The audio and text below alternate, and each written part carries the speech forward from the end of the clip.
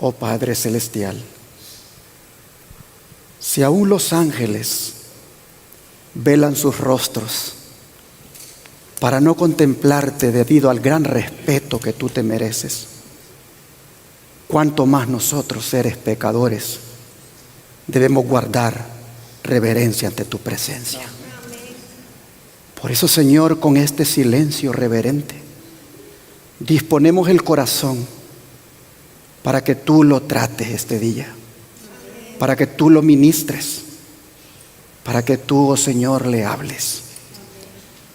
Perdona nuestras rebeliones, Señor. Perdona los prejuicios que hemos albergado. Perdona la actitud que hemos tenido. Al llegar aquí ahora y saber delante de quién estamos, sabemos, Señor, que debemos humillarnos y despojarnos de toda inmundicia y de toda iniquidad. Por eso, Señor, amparados en el gran sacrificio de Jesús, por fe en ese sacrificio, nosotros hoy te decimos: Padre, gracias por salvarnos, gracias por aceptarnos, gracias por recibirnos y gracias por hablarnos hoy con el mensaje que muy pronto oiremos. Señor, que tu presencia esté en medio de nosotros, pero sobre todo dentro de nosotros. Lo pedimos en el nombre de Jesús. Amén. Este día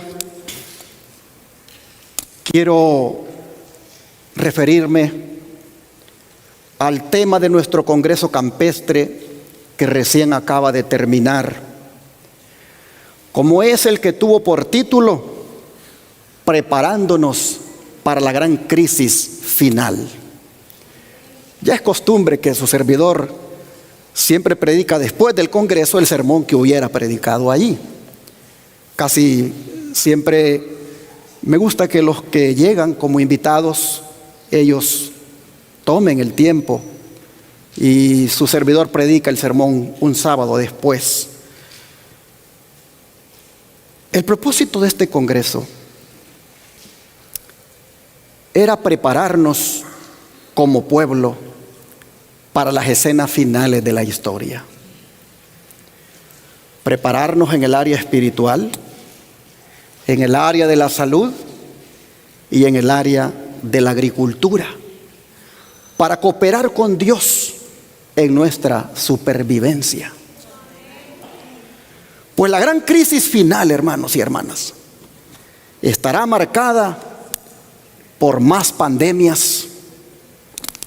Ustedes pueden ver ahí desastres naturales. Estará marcada la gran crisis final por boicot económicos, por hambre, por persecución a causa de nuestra fe. En esta crisis, el sábado y el domingo estarán en pugna. La verdadera adoración será prohibida y la falsa adoración será demandada. De manera que cuando hablamos de la gran crisis final, definitivamente que debemos prepararnos. Jesús se refirió a esta gran crisis de la siguiente manera. Abramos la Biblia en Mateo capítulo 24, versículo 9.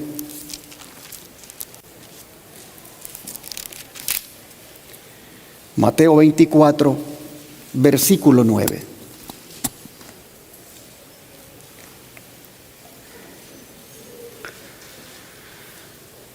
Dijo Jesús: entonces os entregarán a tribulación y os matarán y seréis aborrecidos de todas las gentes por causa de mi nombre. Esta es la crisis. Esta es la crisis para la cual tenemos que prepararnos. Ahora ve el versículo 20 al 22. Orad pues que vuestra huida no sea en invierno ni en día sábado. Porque habrá entonces gran tribulación, cual no la ha habido desde el principio del mundo hasta ahora, ni la habrá. Y si aquellos días no fuesen acortados, nadie sería salvo. Mas por causa de los escogidos, aquellos días, ¿qué cosa, hermanos? Damos gloria a Dios. ¿Por causa de quiénes? Oh, hermanos,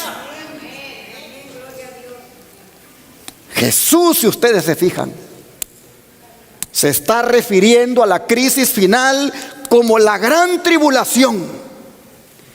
Tribulación que no ha habido una como ella, ni la habrá.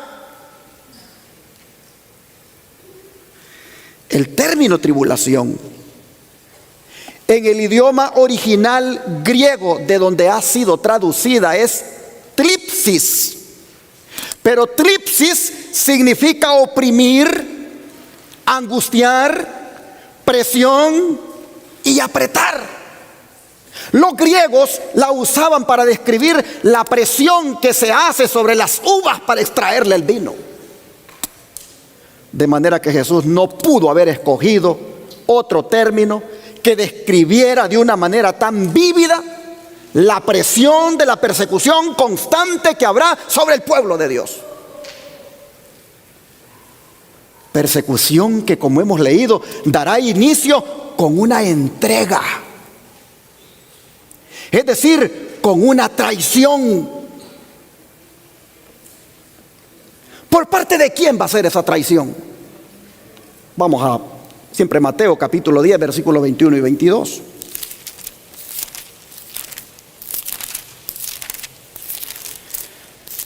Mateo capítulo 10, verso 21 y 22. Dice la Escritura: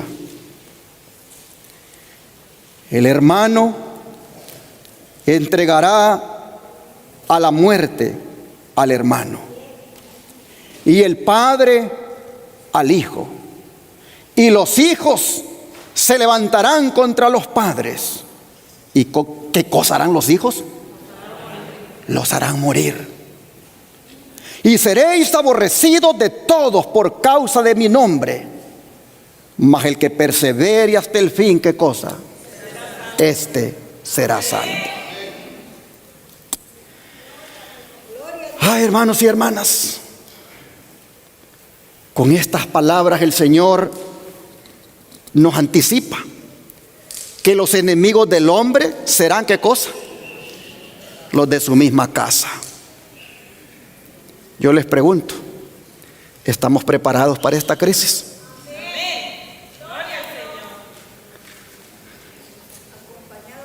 Yo creo, hermanos, que a veces ni siquiera pensamos en esa posibilidad de que mi hijo me entregue, o de que yo entregue a mi hijo. Ni siquiera cruza por la mente esa posibilidad de que mi hermano entregue a su hermana. A veces nosotros ni siquiera le damos cabida en nuestra mente a eso. Pero el Señor está diciendo que pasaremos por eso. Oh, hermanos y hermanas, estas palabras de Jesús ya tuvieron su cumplimiento en el pasado, pero se volverán a cumplir. Se volverán a cumplir, especialmente cuando venga la presión de no poder comprar ni vender a menos que se tenga la marca de la bestia. Yo no entiendo cómo es que va a ocurrir esto. Si no es por la cita que voy a ponerle más adelante. Pero que tu esposa te entregue, hermano. Que tu esposo te entregue. Que tus hijos te entreguen, te traicionen, te entreguen. Eso no cabe cabe en la mente. Las familias, dijo Jesús, cuando llegue la crisis, dijo Jesús, las familias se van a dividir. Por eso yo creo, hermanos y hermanas, yo creo que es importante que hagamos un compromiso con Dios, pero de verdad, un compromiso con el Señor, de que en la medida en que Él esté con nosotros y nosotros con Él, no vayamos a traicionar a nadie de nuestra familia. Es importante, hermanos y hermanas, que hagamos un compromiso de no prestarnos para traicionar a ningún miembro de la familia, ni mucho menos a un miembro de la iglesia. Es importante hacer esa decisión ahora. Hermanos y hermanas, propongámonos profundizar tanto nuestra relación con Dios, de manera que no perdamos esa conexión con Él y por ende tampoco con nuestra familia, para que así no los entreguemos. ¿Y por qué digo que no debemos perder la conexión con Dios? Por esta declaración que les pongo a continuación. Los que están en el mundo y han perdido su conexión con Dios, están haciendo esfuerzos desesperados y enloquecidos para constituirse ¿en qué cosa? En el centro. Paremos aquí, quiten la cita de ahí para que podamos explicar. Los que están en el mundo y han perdido su conexión con Dios, están haciendo esfuerzos desesperados y enloquecidos para constituirse ¿en qué cosa? En el centro.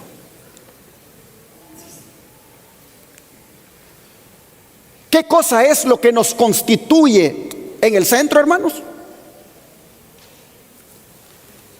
La pérdida de la conexión ¿con quién? Con Dios. ¿Y qué cosa es la conexión con Dios?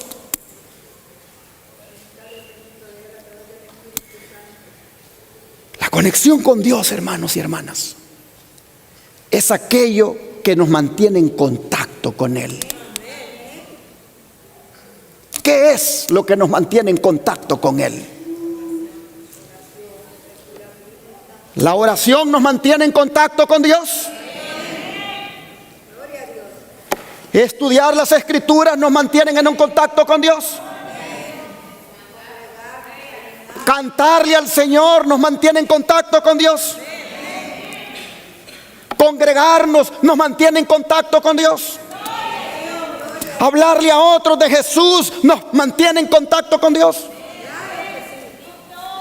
Hermanos y hermanas, eso nos conecta con el Señor.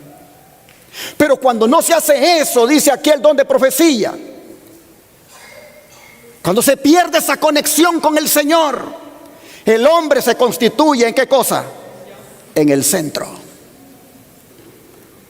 ¿Y qué es lo que hace? Ahora sí, sigamos leyendo la cita. ¿Qué es lo que hace esa persona que se constituye en el centro? Esto, dice, los hace desconfiar el uno del otro, a lo cual sigue ¿qué cosa? El crimen. Así que la antesala del crimen es ¿qué cosa? El egoísmo. La antesala del crimen es el yo. Cuán importante es, hermanos y hermanas, que el yo muera cada día. Cuán importante es que, como Pablo, digamos, ya no vivo yo, mas vive Cristo en mí. Porque el yo, hermanos y hermanas, me hace ser el centro de todo y me hace que cometa hasta un crimen. Sigue diciendo, los reinos del mundo se dividirán contra sí mismos, irán escaseando poco a poco a quienes actúen como cuerdas de simpatía para vincular a los hombres con lazos de hermandad. El egoísmo natural del corazón humano será ¿qué cosa? Desarrollado por Satanás. ¿Se acuerdan cuando Pablo dijo allá en 2 Timoteo 3:2? que habrían en los últimos días tiempos peligrosos? Les pregunto, ¿ya llegamos a esos tiempos peligrosos? Pero ¿quién ha convertido en peligrosos estos tiempos? ¿Quién los ha convertido en peligrosos? Los mismos hombres, los mismos seres humanos. ¿Cuándo es que los seres humanos convirtieron los tiempos en tiempos peligrosos? Cuando hicieron de ellos, dice, el centro. Dice Pablo, vendrán tiempos peligrosos, porque habrán hombres, dice, ¿qué cosa? Amadores de ¿qué? De sí mismos. Es decir, los hombres se convertirán en el centro, se volverán egoístas, se amarán a sí mismos, y por lo tanto de ahí les proviene aquello de convertirse en criminales. Mis hermanos, Satanás, por supuesto, está detrás de todo esto. Por eso sigue diciendo la cita que él, o sea, Satanás, usará las voluntades incontroladas y las pasiones violentas que nunca fueron puestas bajo el dominio de la voluntad de Dios. La mano de cada hombre se extenderá contra su semejante. El hermano se levantará contra el hermano, la hermana contra la hermana, los padres contra los hijos y los hijos contra los padres. Todo estará en confusión. Parientes se traicionarán el uno al otro.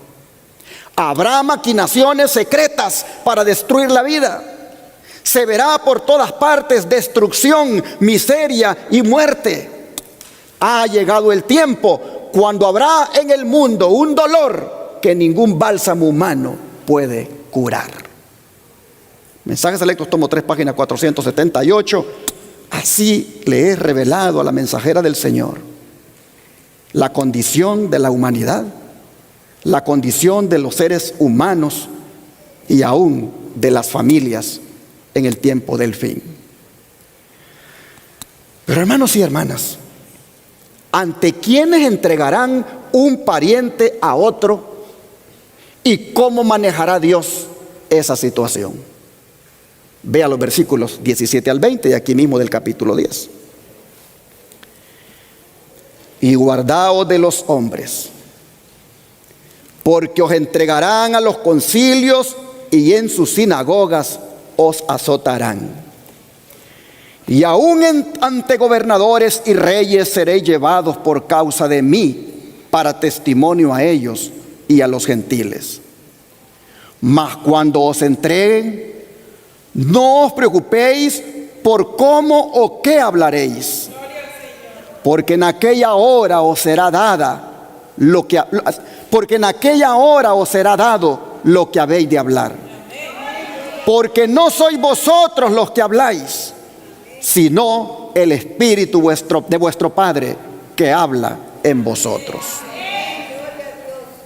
Sí, el Espíritu de vuestro Padre, porque Él está en representación de la deidad. El Espíritu de vuestro Padre, porque Él representa al Padre. El Espíritu de Cristo, porque Él representa a Cristo. El Espíritu Santo, hermanos y hermanas, es el que dará las palabras para hablar. Así que ustedes pueden ver que será ante las autoridades civiles que el verdadero cristiano será entregado por sus parientes para ser arrestado y llevado a prisión. Solo que las autoridades, en este caso, bajo la capa de la legalidad y el orden público, condenarán al cristiano a la muerte. Pero aún con esto, la causa de Dios va a triunfar. La causa de Dios triunfará sobre las maldades de las autoridades, porque éstas habrán de oír el testimonio de Jesucristo. Hermanos y hermanas, tal como sucedió con el apóstol Pablo, aquel día cuando tuvo que comparecer ante el rey Agripa. Vamos a ir para el libro de Hechos para que miremos eso y nos vayamos familiarizando, hermanos, con estas cosas, porque es posible que nos pase lo mismo. Hechos 24, verso 27. Hechos 24, verso 27. Este capítulo cierra diciéndonos: pero al cabo de 2 años recibió Félix por sucesor a Porcio Festo, y queriendo Félix congraciarse con los judíos, dejó preso a Pablo. Así que, hermanos y hermanas, Pablo ha estado preso por 2 años. El juez injusto llamado Félix, el gobernador Félix, el gobernador romano puesto allí en Cesarea, sabiendo que es inocente, todavía lo deja en la cárcel. Ahora que viene un sucesor, ahora que viene Festo. Ahora pregúntate, hermano y hermana, ¿de qué manera pudo haberle afectado la prisión a Pablo durante esos 2 años? ¿De qué manera la prisión pudo haberle impactado en su vida? Sigamos leyendo para que nos vayamos metiendo en el tema y vean cómo esto a Pablo le había impactado. Capítulo 25, ahora versículos 13 al 22. Pasados algunos días, el rey Agripa y Berenice vinieron a Cesarea para saludar a Festo. Y como estuvieron allí muchos días, Festo expuso al rey la causa de Pablo, diciéndole: un hombre ha sido dejado preso por Félix, respecto al cual cuando fui a Jerusalén se me presentaron los principales sacerdotes y los ancianos de los judíos pidiendo condenación contra él. ¿Quiénes pedían condenación contra Pablo? Sus mismos hermanos de la iglesia, sus mismos paisanos judíos, los de su misma fe, los de su misma iglesia, el liderazgo de esa iglesia, habían pedido al gobernador que lo condenara a muerte. Está diciendo aquí Festo. Versículo 16 ahora. A esto respondí que no es costumbre de los romanos entregar a alguno a la muerte antes que el acusado tenga delante a sus acusadores y pueda defenderse de la acusación. Así que habiendo venido ellos juntos acá sin ninguna dilación, al día siguiente, sentado en el tribunal, mandé traer al hombre. Y estando presentes los acusadores, ningún cargo presentaron de lo que yo sospechaba, sino que tenían contra él ciertas cuestiones acerca de su religión y de un cierto Jesús ya muerto, el que Pablo afirmaba estar vivo. Yo, dudando en cuestión semejante, le pregunté si quería ir a Jerusalén y allá ser juzgado de estas cosas. Mas como Pablo apeló para que se le reservase para el conocimiento de Augusto, mandé que le custodiasen hasta que le enviara yo a César. Entonces Agripa dijo a Festo: yo también quisiera oír a ese hombre. Y él le dijo: ¿qué cosa? Mañana le oirás. Hermanos y hermanas, ¿qué haría usted si le comunican que tiene que comparecer ante el presidente de los Estados Unidos para hablar frente a él? ¿Cómo usted se sentiría?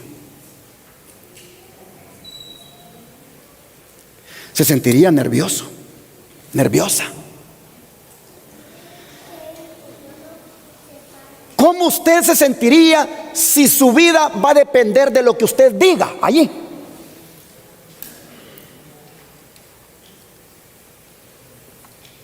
Bueno, hermanos y hermanas, el valiente Pablo va a hablar y es admirable cómo el Señor lo usa. Vamos a leer ahora el versículo 23 en adelante y todo el capítulo 26 para que el testimonio glorifique el nombre de Dios. Dice el verso 23: al otro día, viniendo Agripa y Berenice con mucha pompa, y entrando en la audiencia con los tribunos y principales hombres de la ciudad, por mandato de Festo, fue traído Pablo. Pablo, hermanos, va a predicarle a una congregación de los más grandes que puedan haber en aquel lugar. Hay un rey con su mujer, hay un gobernador que representa al imperio, hay tribunos que son autoridades también romanas, y hay hombres principales. Va a predicarle a una congregación de grandes. Va a presentar su defensa de lo que él profesa, de quién es él. Llama la atención que dice que Agripa y Berenice entraron con mucha pompa. Entraron también los tribunos, los hombres principales de la ciudad, y luego va entrando el hombre encadenado, Pablo. Todas las miradas están sobre él. ¿Quiénes son los que van a oír el testimonio? ¿Quiénes son los que han de juzgar su caso? Agripa y Berenice. La historia dice que eran hermanos carnales y vivían como marido y mujer. Hombres corruptos moralmente. Berenice había estado casada con su tío. Su tío había muerto y ahora había venido a vivir con su hermano Agripa para ser mujer de él. Cuando, dice la historia, no soportaron las críticas, ella viene y se casó con otro, pero a los días se divorció y vuelve con Agripa. Después, estando con Agripa, fue a ser concubina del emperador Tito. La historia dice que Tito llegó a amarla, pero los senadores de Roma le prohibieron que la tuviera como concubina, y aunque sintió mucho la partida, tuvo que regresar con Agripa. Estos son los hombres que van a juzgar al Hijo de Dios. Estos son los hombres que han de determinar si ese hombre está en lo correcto, en lo que predica, en lo que cree. Hombres corruptos moralmente. La pompa de ellos contrasta con la humildad del Hijo de Dios. Pero sigamos leyendo. Dice: entonces Festo dijo: Rey Agripa y todos los varones que estáis aquí juntos con nosotros, aquí tenéis a este hombre respecto del cual toda la multitud de los judíos me ha demandado en Jerusalén, y he aquí dando voces que no debe vivir más. ¿Quiénes pedían que no viviera más el cristiano? Su iglesia, sus mismos hermanos, los de su misma fe. La multitud de los judíos, dice, habían demandado que él no viviera más. Hermanos y hermanas, estamos estudiando acerca de que hay que prepararnos para la crisis final. La crisis final tiene este elemento de denuncia, elemento de difamación, elemento de traición, elemento de comparecencia ante autoridades. ¿Estás preparado para esa crisis?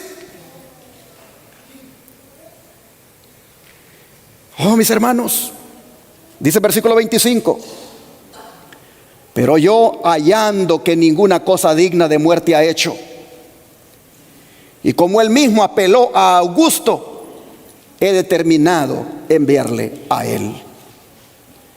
como no tengo cosa cierta que escribir a mi Señor, le he traído ante vosotros y mayormente ante ti, oh rey Agripa, para que después de examinarle tenga yo que escribir. Porque me parece fuera de razón enviar un preso y no informar de los cargos que haya en su contra. Oh, hermanos, pareciera como que Festo tiene un sentido de humanidad, tiene un sentido de respeto a derechos. Es que tiene ante él un hombre que no ha hecho nada malo más que solamente predicar de Jesús. Tiene ante él un hombre que lo único que hace es levantar a Cristo y a este como crucificado. No le ve sentido que lo tenga allí como prisionero y todavía enviarlo a Augusto César. ¿Y quién era Augusto en ese tiempo? Ni más ni menos que Nerón. Para los que conocen la historia del emperador Nerón. A veces yo digo, ¿por qué Pablo pediste ir a ver a Nerón? ¿Por qué no permitiste que ahí te juzgaran? Tenías que ver a Nerón. Ah, hermanos, es que era el plan de Dios que le fuera a predicar a Nerón también. Augusto César. Augusto era un nombre que los emperadores romanos les gustaba que les dijeran y ellos se atribuían dicho nombre, porque Augusto significa reverendísimo, excelentísimo, y César era el equivalente a emperador, al emperador. Así que Nerón era el Augusto César, y Pablo había apelado mejor ir allá. Pero el gobernador romano Festo dice: yo tengo que mandarlo con un expediente, yo tengo que mandarlo con un documento, con una carta que diga los cargos, que diga por qué este hombre merece estar preso y morir. Y no encuentro qué decir de él. Lo único que tengo en su contra es asuntos que tienen que ver con su religión, que sus mismos hermanos, sus mismos miembros de su religión me han traído como causa para que el hombre muera. Y entonces capítulo 26 dice: entonces Agripa le dijo a Pablo: ¿se te permite hablar por ti mismo? Pablo entonces, extendiendo la mano, comenzó así su defensa: me tengo por dichoso, oh rey Agripa, de que haya de defenderme hoy delante de ti de todas las cosas de que soy acusado por los judíos, mayormente porque tú conoces todas las costumbres y cuestiones que hay entre los judíos, por lo cual te ruego que me oigas con paciencia. ¿Por qué Pablo le dijo estas palabras así a Agripa? Porque resulta que Agripa era judío, pero con corazón romano. Él era un rey allí, pero un rey vasallo de Roma, un rey títere. Él representaba a los intereses de Roma, aun cuando era judío. Y como judío que era, y como el rey, tenía a su cargo la supervisión del tesoro del templo, y tenía a su cargo el poner o quitar al sumo sacerdote. Así que en alguna forma conocía bien de la religión judía. Por eso Pablo dice: me siento dichoso de defender mi causa delante de ti, porque tú conoces bien lo que nosotros creemos. Tú sabes cómo los judíos manejamos nuestra religión. Así que me siento dichoso de comparecer ante ti, porque tú sabes eso. Y entonces le dice: te ruego que me escuches entonces con paciencia. Y comienza Pablo y le dice: mi vida, pues, le dice, desde mi juventud, la cual desde el principio pasé en mi nación, en Jerusalén, la conocen todos los judíos, los cuales también saben que yo desde el principio, si quieren testificarlo, conforme a la más rigurosa secta de nuestra religión, viví fariseo. Y ahora, por la esperanza de la promesa que hizo Dios a nuestros padres, soy llamado a juicio. Promesa cuyo cumplimiento esperan que han de alcanzar nuestras 12 tribus, sirviendo constantemente a Dios de día y de noche. Por esta esperanza, oh rey Agripa, soy acusado por los judíos. qué?, le dice, ¿se juzga entre vosotros cosa increíble que Dios resucite a los muertos? Oh, mis hermanos, Pablo hablaba de un Cristo crucificado, pero también de un Cristo resucitado. De un Cristo que había muerto, pero que ahora vive y permanece para siempre.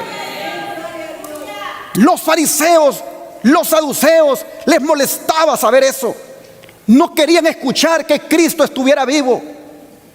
Pablo les dice: ustedes como autoridades se van a dignar a juzgar estos asuntos, que tú bien sabes que entre nosotros creemos en la resurrección.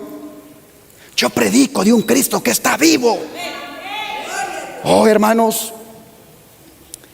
Entonces dice Pablo, continúa hablando: yo, le dice, ciertamente había creído mi deber hacer muchas cosas contra el nombre de Jesús de Nazaret, lo cual también hice en Jerusalén. Yo encerré en cárceles a muchos de los santos, habiendo recibido poderes de los principales sacerdotes. Y cuando los mataron, yo di mi voto. Es decir, yo di, dice Pablo, mi consentimiento, como rabino, como fariseo que era. Y muchas veces, dice el verso 11, castigándolos en todas las sinagogas, los forcé a blasfemar.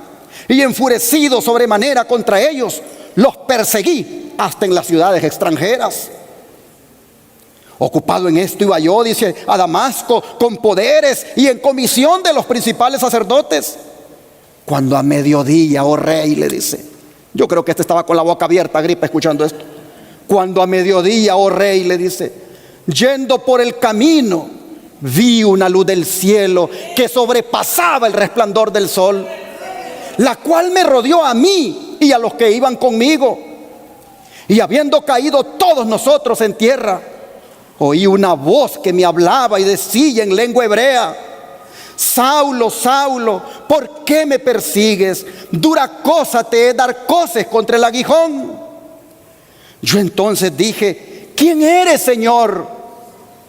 Y el Señor dijo: yo soy Jesús a quien tú persigues.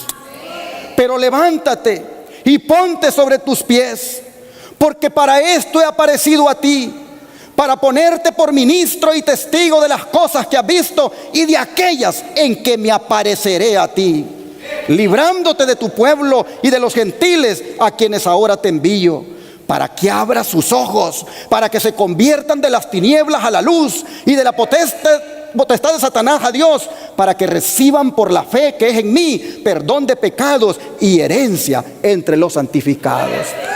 Este era el mensaje. Esta era la comisión, dice Pablo, que el Señor me encomendó ese día que se me apareció. Agripa está escuchando que ahí tiene un hombre frente a él, que es un hombre con propósito. Agripa y todos los demás están oyendo que es Jesús el que le ha encomendado a este hombre que predique lo que predica. Y luego dice el verso 19: por lo cual, oh rey Agripa, no fui rebelde a la visión celestial, sino que anuncié primeramente a los que están en Damasco y Jerusalén y por toda la tierra de Judea, y a los gentiles que se arrepintieran y se convirtieran a Dios, haciendo obras dignas de arrepentimiento.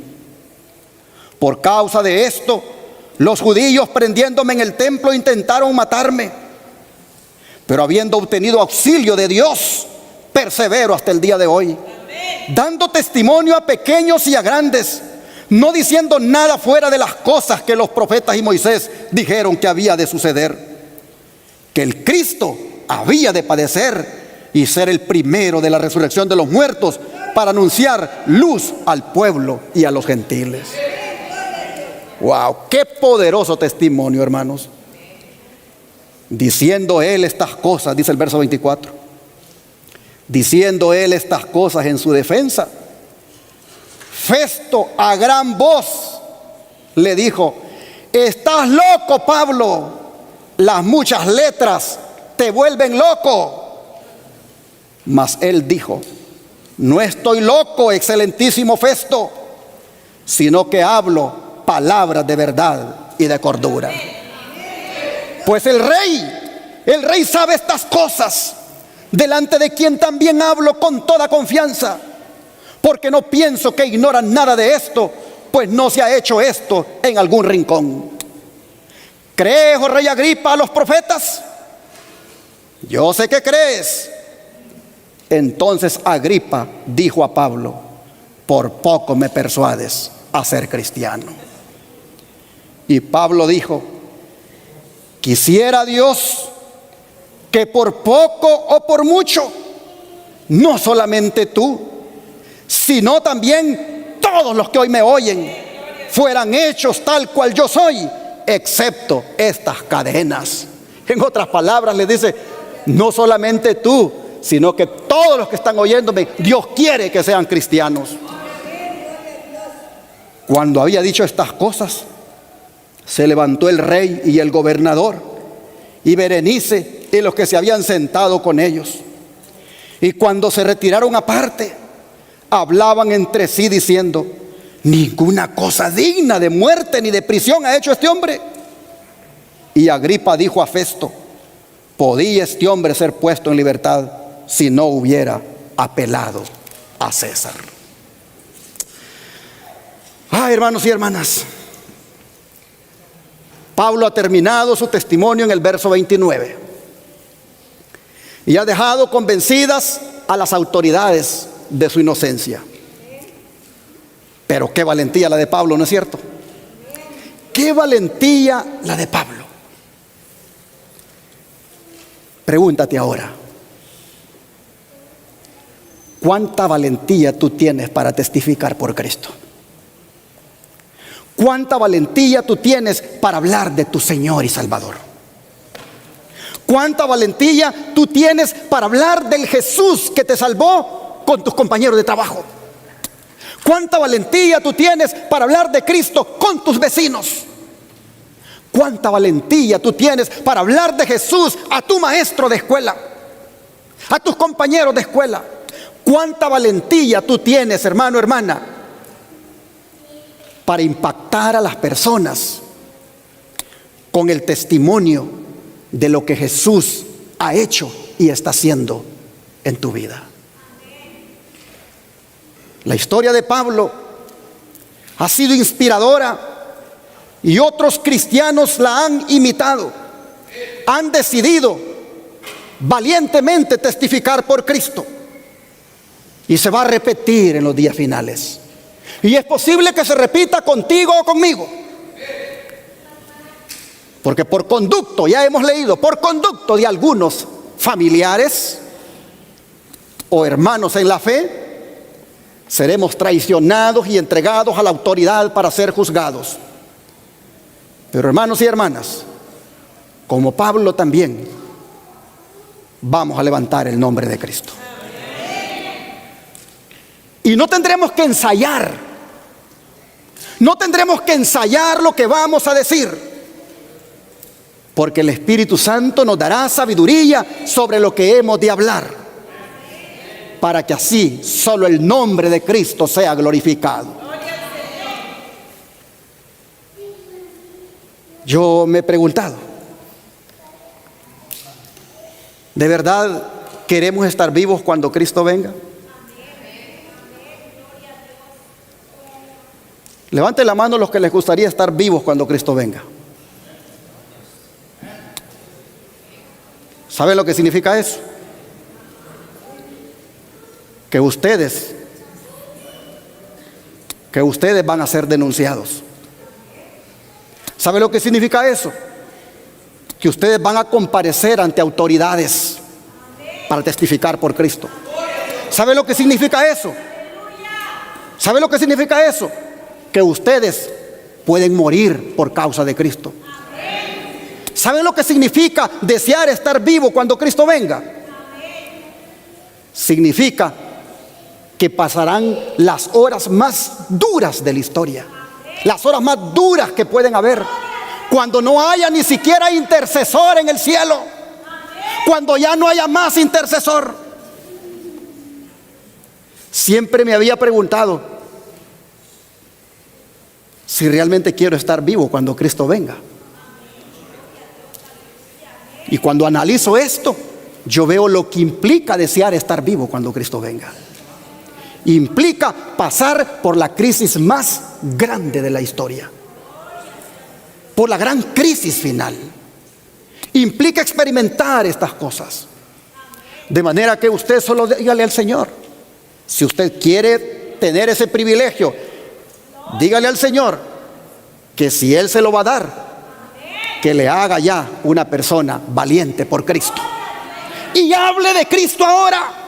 Sea valiente de hablar de Cristo con su compañero de trabajo. Que lo conozcan en su lugar de trabajo como cristiano. Atrévase a hablar del Señor. No tenga temor. Hable por Cristo. Pero si es cobarde ahora que no tiene una persecución sobre usted, si es cobarde ahora que no le habla a nadie del Señor, no puede usted esperar a representar dignamente al Señor en aquel día. Así que, hermanos y hermanas, es importante que nos preparemos para la gran crisis final que involucra este tipo de comparecencia ante las autoridades. El don de profecía dice lo siguiente: que la persecución, dice, esparcirá ¿qué cosa? La luz. Los siervos de Cristo serán llevados ante los grandes de la tierra, quienes de otra manera nunca habrían oído tal vez el Evangelio. La verdad ha sido presentada falsamente a estos hombres. Sí, porque ellos han escuchado los mensajes evangélicos o mensajes católicos en su caso, pero no el mensaje que conlleva el Evangelio eterno, la verdad presente. Dice, la verdad, repito, ha sido presentada falsamente a estos hombres. Han escuchado falsas acusaciones contra la fe de los discípulos de Cristo. Con frecuencia su único medio de conocer el verdadero carácter de esta fe es el testimonio de aquellos que son llevados a juicio por ella.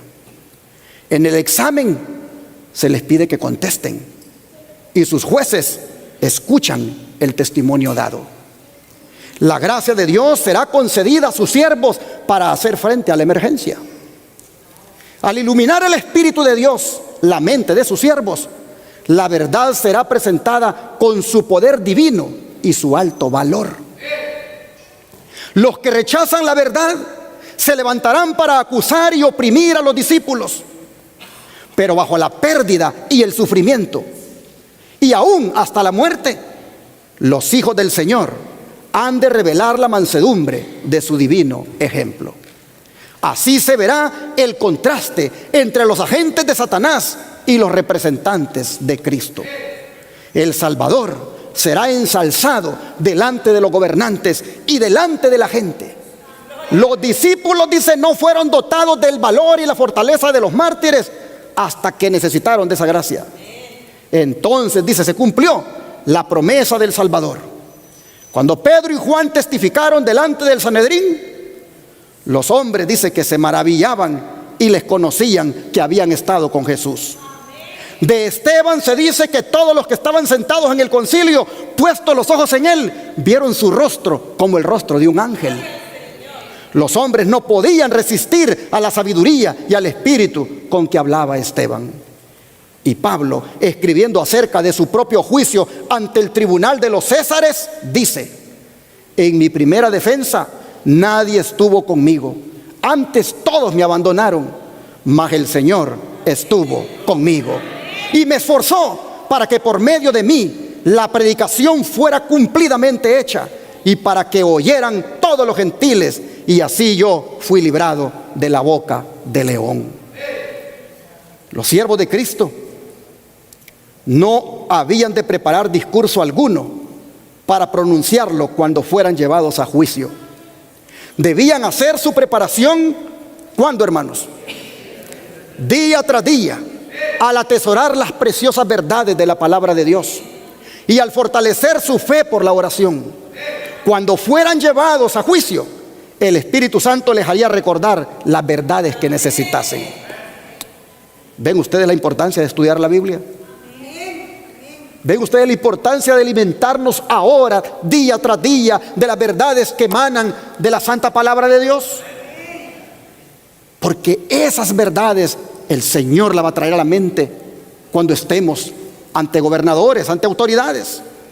Dice, un esfuerzo diario y ferviente para conocer a Dios y a Jesucristo, a quien Él envió, iba a impartir poder y eficiencia al alma.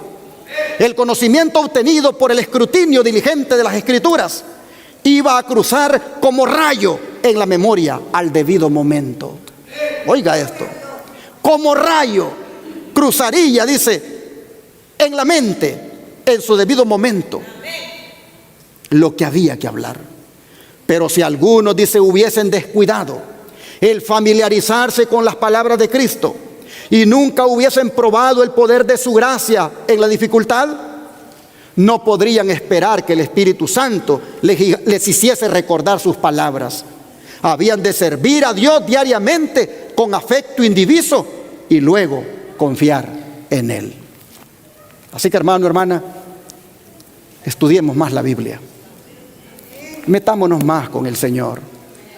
Apartemos tiempo, hermanos, todos los días para leer de la palabra, para que cuando nos toque ese momento de dar cuenta de nuestra fe ante autoridades, el Señor mande esa palabra a la mente y la digamos de memoria y de una manera convincente. Es necesario día tras día prepararnos. Cuando llegue el momento, no habrá tiempo de hacer un escrito, de ensayar lo que voy a decir. No, simplemente me paro allí y Dios me dará las palabras que un día estudié de las Escrituras. Pero, hermanos y hermanas, volviendo a la gran crisis final o tribulación de la que habló Jesús, yo quiero retomar el hecho de que Él diga que no ha habido otra como ella ni la habrá. Porque eso lo que dice es que por muy grave que haya sido la tribulación del año 70, cuando Jerusalén fue destruida, lo que Él refiere apunta a aquella tribulación que mencionan los libros de Daniel y Apocalipsis. Leamos de esa tribulación que mencionan dichos libros. Apocalipsis 12, versículos 12 al 17. Apocalipsis 12, versículos 12 al 17. Dice, por lo cual, alegraos cielos y los que moráis en ellos. Ay de los moradores de la tierra y del mar, porque el diablo ha descendido a vosotros con gran ira, sabiendo que tiene ¿cuánto tiempo, hermanos? Poco tiempo. Y cuando vio el dragón que había sido arrojado a la tierra, persiguió a la mujer que había dado a luz al hijo varón. Y se le dieron a la mujer 2 alas de la gran águila, para que volara de delante de la serpiente al desierto, a su lugar donde es sustentada por un tiempo, tiempos y la mitad de un tiempo. Y la serpiente arrojó de su boca tras la mujer agua como un río, para que fuera arrastrada por el río. Pero la tierra ayudó a la mujer, pues la tierra abrió su boca y tragó el río que el dragón había echado de su boca. Entonces el dragón se llenó de ira contra la mujer y se fue a hacer guerra contra el resto de la descendencia de ella, los que guardan los mandamientos de Dios y tienen el testimonio de Jesucristo. Esta crisis, hermanos, emprendida por el diablo contra el remanente, contra los que guardan los mandamientos de Dios y tienen el testimonio de Jesucristo, esta crisis todavía falta por cumplirse. Ha habido persecución, sí, la hubo en ese periodo de tiempos y la mitad de un tiempo, pero contra los que guardan los mandamientos de Dios y tienen el testimonio de Jesucristo, todavía falta por verse. Esta crisis, esta persecución diabólica, este acoso, esta tribulación por la que el remanente ha de pasar, miren ustedes, es dirigida por el dragón, la serpiente antigua que se llama diablo y Satanás. Él no está enojado con todas las iglesias que se llaman cristianas, no. Él más bien quiere que se sigan levantando iglesias con ese nombre de cristianas. La ira de él es ¿contra quién? contra aquellos cristianos que guardan los mandamientos de Dios y tienen el testimonio de Jesucristo. En otras palabras, nosotros, que por la gracia de Dios creemos y predicamos que los mandamientos de Dios siguen vigentes y que se deben guardar. Y que al mismo tiempo creemos en el don profético que ha sido dado al pueblo remanente. Contra esos, Satanás se enoja. Ven ustedes cómo yo les voy poniendo Biblia y espíritu de profecía. Esas citas del espíritu de profecía que les pongo, eso es el testimonio de Jesucristo. Eso es el don profético. A Satanás no le gusta que los predicadores prediquen así. Satanás solo quiere que prediquen de la Biblia. Y estoy de acuerdo que de la Biblia deben emanar los mensajes. Pero cuando viene la explicación de la Biblia, cuando viene la aplicación de la enseñanza bíblica, el predicador comienza a dar sus interpretaciones, sus aplicaciones. Pero cuando usted extrae las aplicaciones, extrae las explicaciones del don de profecía, usted ve cómo esos textos bíblicos cobran un significado mucho más profundo y mucho más amplio. Y eso despierta a la gente, eso abre los ojos, y Satanás no quiere que prediquen así. Por eso los pastores adventistas, yo diría usados por Satanás, prohibieron que desde el púlpito se utilicen los escritos del don profético. Y por eso tienen a las congregaciones dormidas en cuanto a la reforma pro salud. Por eso tienen a las congregaciones completamente en la ignorancia en cuanto al plan de Dios para estos últimos días. Porque vienen con la escritura, agarran los sermones light, de pura motivación, de puro sentimentalismo, los hacen llorar y la gente sigue en el pecado y no hace un cambio en su vida. Se gozan con un Cristo que los salvó, se gozan con un Cristo que les perdona el pecado, pero no se gozan con un Cristo que les dice: si oyeres hoy mi voz, no endurezca tu corazón. Se enoja con un Cristo que les dice: ¿por qué me llaman Señor, Señor y no hacen lo que yo les digo? Ellos solo quieren un Cristo que perdone el pecado, que te salva por gracia, que te levante el ánimo. Solo ese Cristo quieren escuchar. Pero cuando vienes tú con la escritura y el don de profecía y te paras en el púlpito, tú ves cómo el espíritu de profecía te da por la cara.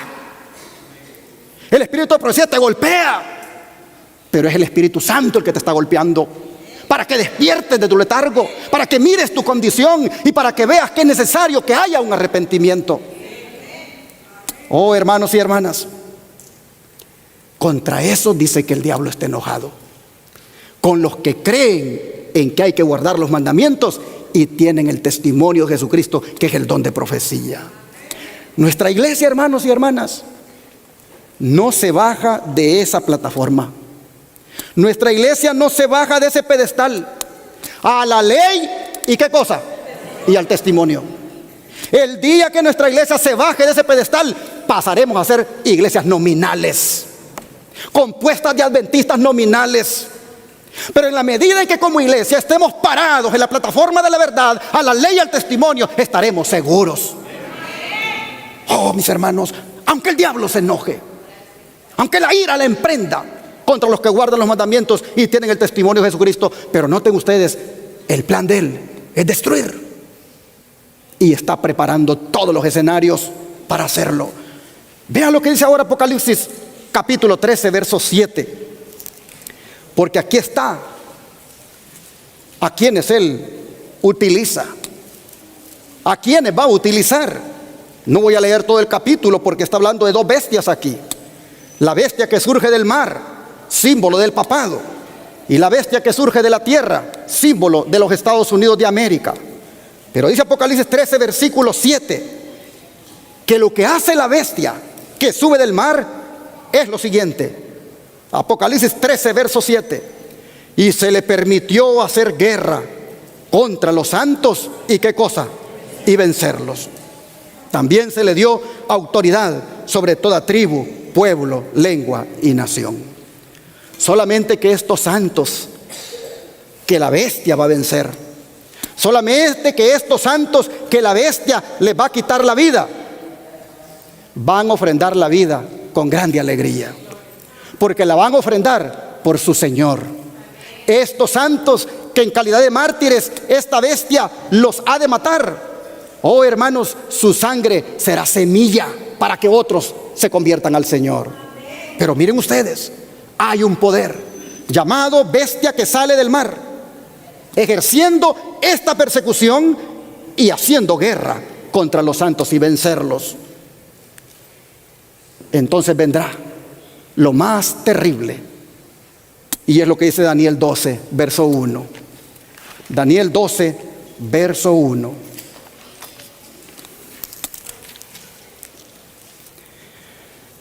En aquel tiempo se levantará, ¿quién, hermanos?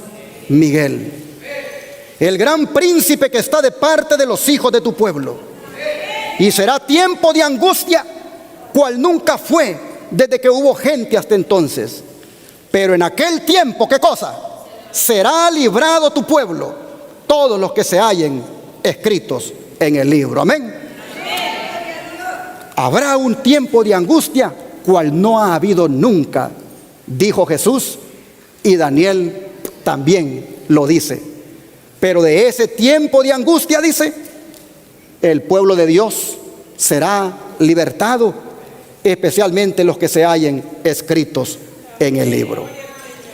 Este gran tiempo de angustia, hermanos y hermanas, mencionado aquí, ¿saben cuándo va a ser? Cuando Cristo deje de interceder en el cielo, cuando el Espíritu de Dios se retire de los hombres. Entonces dará inicio a este gran tiempo de angustia. Entonces todos los habitantes de este mundo y aún los miembros de la iglesia remanente seremos angustiados como nunca, porque los poderes de las tinieblas que han sido retenidos hasta ahora descenderán sobre este mundo con una furia indescriptible. Habrá una escena de lucha tal que ninguna pluma podrá describirla, dice el libro El conflicto de los siglos. Los pongo acá. Cuando termine, dice el mensaje del tercer ángel, la misericordia divina no intercederá más por los habitantes culpables de la tierra. El pueblo de Dios habrá cumplido su obra, habrá recibido la lluvia tardía, el refrigerio de la presencia del Señor, y estará preparado para la hora de prueba que le espera. Los ángeles se apuran, van y vienen de acá para allá en el cielo. Un ángel que regresa de la tierra anuncia que su obra está terminada. El mundo ha sido sometido a la prueba final, y todos los que han resultado fieles a los preceptos divinos han recibido el sello del Dios vivo. Entonces Jesús dejará de interceder en el santuario celestial, levantará sus manos y con gran voz dirá: hecho es. Y todas las huestes de los ángeles depositarán sus coronas mientras Él anuncia en tono solemne: el que es injusto, sea injusto aún, y el que es sucio, sea sucio aún, y el que es justo, sea justo aún, y el que es santo, sea aún santo. Cada caso, cuando Él diga esas palabras, ha sido fallado para vida o para muerte. Cristo ha hecho propiciación por su pueblo y borrado sus pecados. El número de sus súbditos está completo. El reino y el señorío y la majestad de los reinos debajo de todo el cielo van a ser dados a los herederos de la salvación, y Jesús va a reinar como Rey de Reyes y Señor de Señores. Conflicto de los siglos, página 599. Aquí, hermanos y hermanas, llegará un momento en que vamos a quedar, o mejor dicho, aquí es cuando vamos a quedar sin intercesor en el cielo. Se acabó la gracia, se acabó el ministerio intercesor de Cristo. En esos momentos, por cuestión de tiempo no voy a leer todas las citas, porque apenas estoy en el slide 23 y son 43. Por cuestión de tiempo no las voy a leer, pero será en este momento cuando Satanás nos va a acosar como nunca, cuando la bestia y sus agentes nos van a perseguir como nunca, cuando las plagas estén cayendo, nos culparán a nosotros de que estén recibiendo esos castigos. Se emprenderá toda una batalla en contra del remanente con el fin de exterminarlo. Pero todavía, para el colmo, habrán pensamientos de si realmente le confesé todos mis pecados a Dios o no. Vendrán pensamientos de si realmente estoy a cuentas con mi Señor. Sin embargo, si hemos vivido hasta ese momento haciendo la voluntad de Dios, y así nos encuentra ese momento, no debemos tener ningún temor, porque todo en el cielo habrá sido saldado y nos habrá colocado el Señor en el lado de los salvados. De manera que yo voy a terminar este mensaje diciéndoles, hermanos y hermanas, que ante la prueba que viene tengamos la actitud que dicen los siguientes versículos. Santiago capítulo 1, versículo 2. Santiago capítulo 1, versículo 2.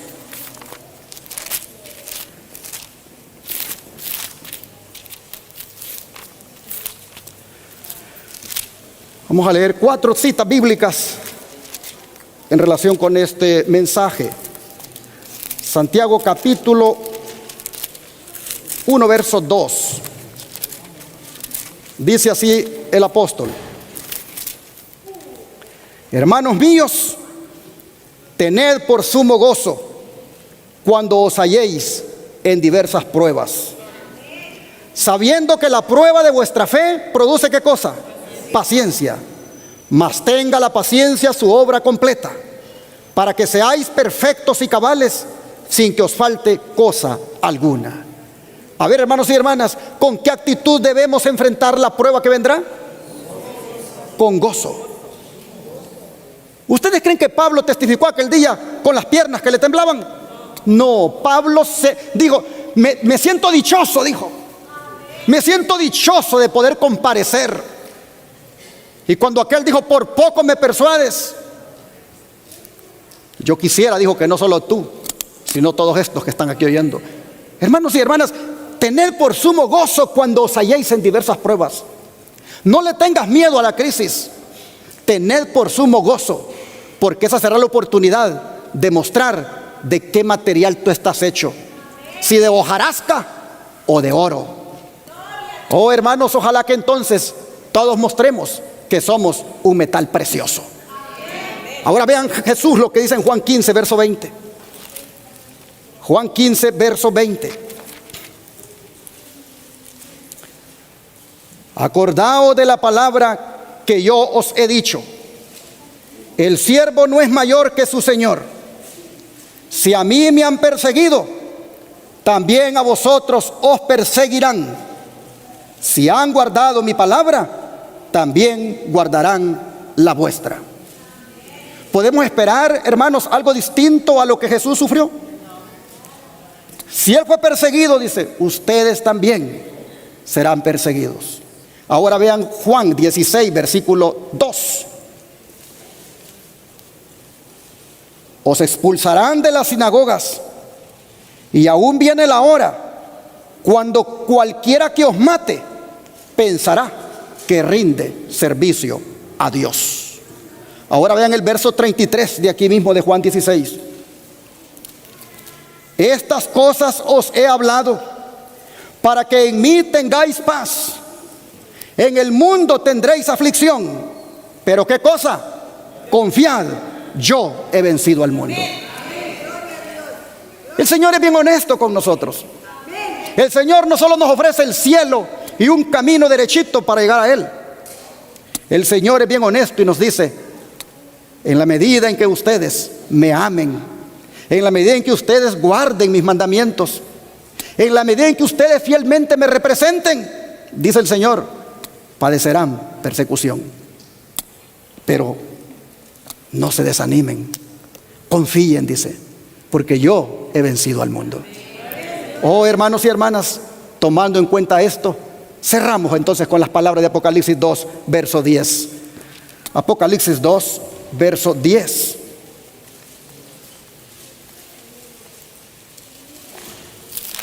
Jesús cierra este mensaje con las siguientes palabras: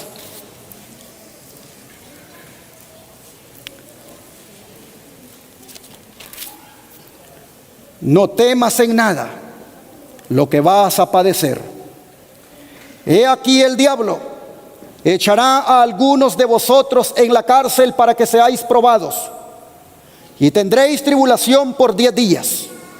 Sé fiel hasta la muerte, y yo te daré la corona de la vida.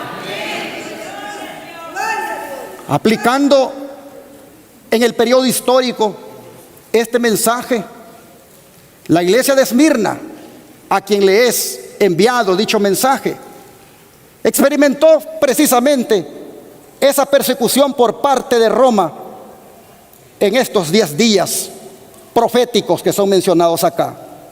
Sin embargo, no debemos pensar que eso es algo que no se volverá a repetir, porque ya hemos visto que Satanás sabe que le queda poco tiempo y emprenderá contra el remanente un plan para destruirlo, y nuevamente la historia se repetirá. Y el Señor dice: no tengan miedo, no tengan miedo lo que van a padecer. Si van a ir a la cárcel, dice Jesús, por mí, no tengan miedo. Si van a perder la vida por mí, dice el Señor, no tengan miedo. ¿Por qué cosa? Porque yo, dice, yo, si son fieles hasta la muerte, les voy a dar la corona de la vida. De manera, mis hermanos, que como está ahí en la pantalla, el mensaje de esta mañana es: prepárate para la gran crisis final. Prepárate comiendo más de la palabra. Prepárate orando más a tu Señor. Prepárate conectándote más con Jesús. Prepárate testificando de Jesús. Prepárate siendo fiel hasta la muerte. Que Dios les bendiga.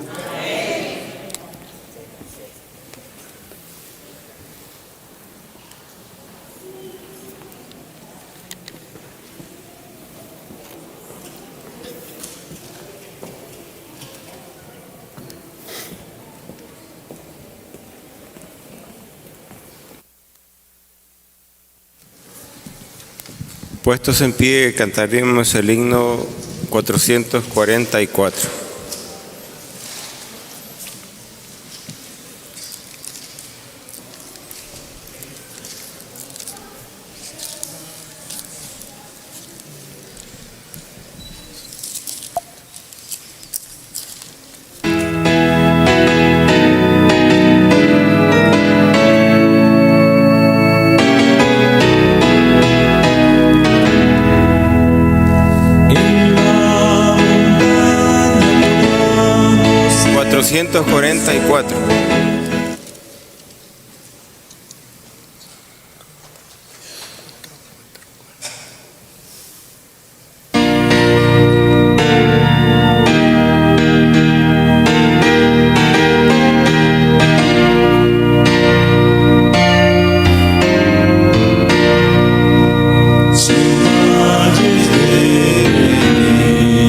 No tengo que pasar.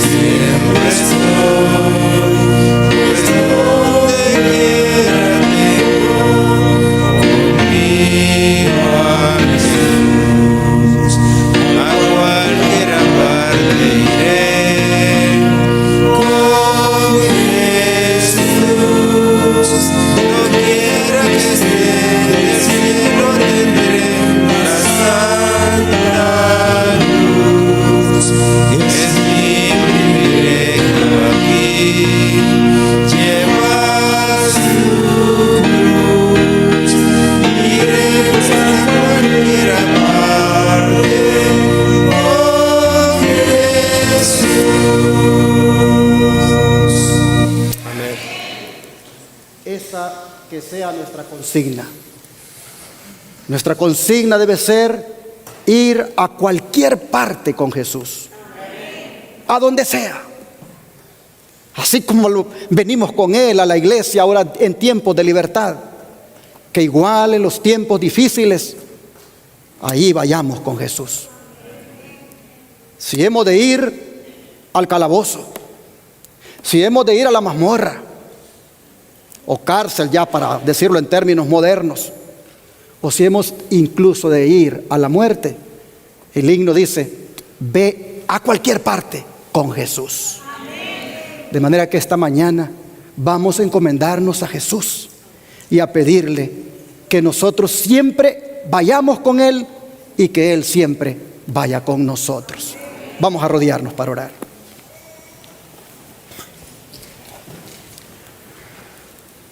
Padre nuestro que esté en el cielo, le agradecemos por ponernos anticipadamente en perspectiva lo que ha de venir sobre nosotros. Sin duda no lo hace para que tengamos miedo. Sin duda no lo hace para que nos acobardemos, sino para decirnos cómo debemos comportarnos en ese momento. Y claramente, Señor, nos lo ha dicho. Debemos comportarnos siendo guiados por el Espíritu Santo. Debemos comportarnos con la valentía de Pablo. Debemos comportarnos con la certeza de que tú estarás con nosotros. De manera que hoy, Señor, te rogamos que nos ayudes para estrechar más nuestra amistad contigo. Que busquemos la conexión contigo diariamente. Que realmente, Señor, busquemos de ti a través de la oración y del estudio de la palabra esa conexión, para así no ser egoístas y no solamente pensar en nosotros, sino pensar en aquellos que necesitan oír este mensaje, pensar en aquellos que necesitan ser salvos. Y así, Señor, con ese grande amor, sigamos adelante predicando tu evangelio. Ayúdanos, Señor, como iglesia, a ser una iglesia fiel, a ser una iglesia remanente, a ser una iglesia que se destaca porque cree a la ley y al testimonio. Ayúdanos, Señor, a ser una iglesia que estrecha filas contigo, que no claudica entre la verdad y el error, sino que mantiene en alto la verdad. Ayúdanos, Señor, individualmente a serte fieles para recibir la corona de la vida. Te lo pedimos en el nombre de Jesús. Amén.